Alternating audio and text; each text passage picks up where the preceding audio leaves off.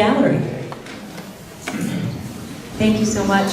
I'm a county legislator, but I also, in my other hat, am a professor of history at Vassar, and I have the great honor of being the Vassar College spokesperson today. But unlike maybe the proverbial professor, I'm really only going to speak for 2 minutes. I want to say thank you to the folks who put this beautiful exhibit together. It's really, really inspiring.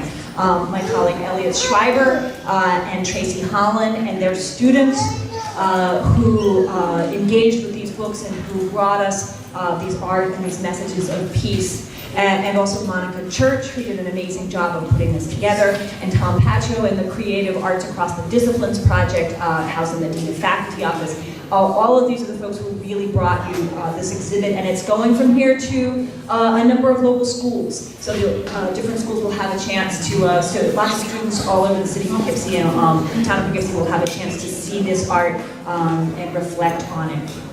I'm going to use my 2 minutes here to tell you a children's story, very short one, about Vassar College and its relationship with the city of Poughkeepsie. Once upon a time, it's about beer. Once upon a time, there was a man who made beer. Good beer, apparently, because it was very popular and the man made a lot of money on his beer.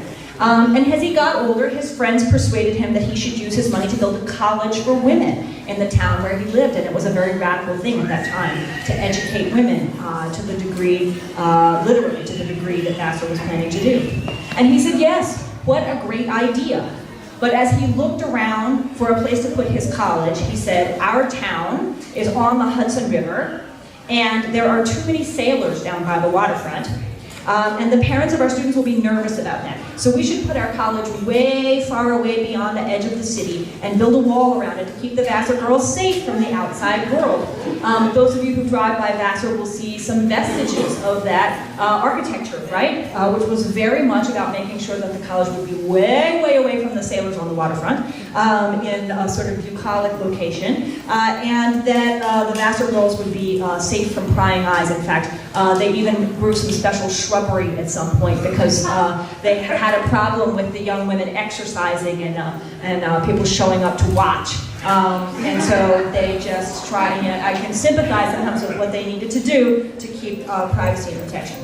Well, of course, the beer maker built his college, and it has thrived for over 150 years, but it has not been in the city of Poughkeepsie, but instead over in the town, which sometimes mysteriously behaves as if it were an entirely different place. And that's still sometimes true, I think. Even though, if you look on the map, you'll see that the town of Poughkeepsie makes a comfy little C shape around the city, like a hug.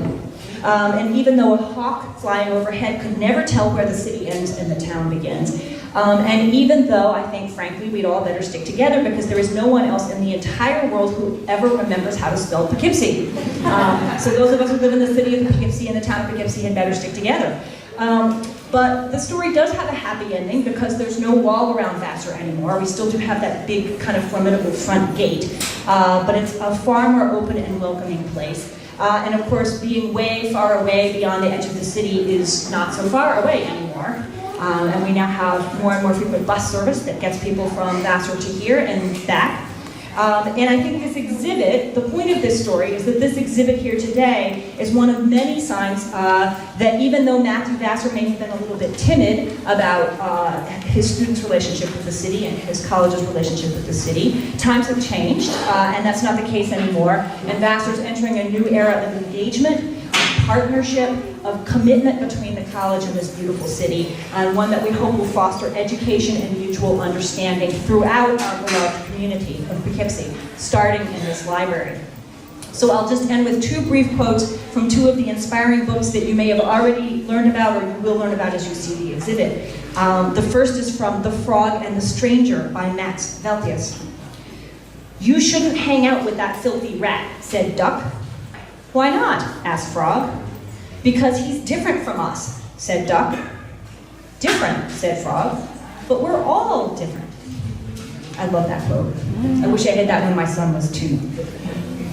Then, last but not least, is a quote from The Beginning by Paula Carballera. She says, "It was like a party to celebrate the beginning of something. And that seems like a great place to end. It's Friday, it's First Friday, the snow is almost gone. Let's celebrate. Thank you so much.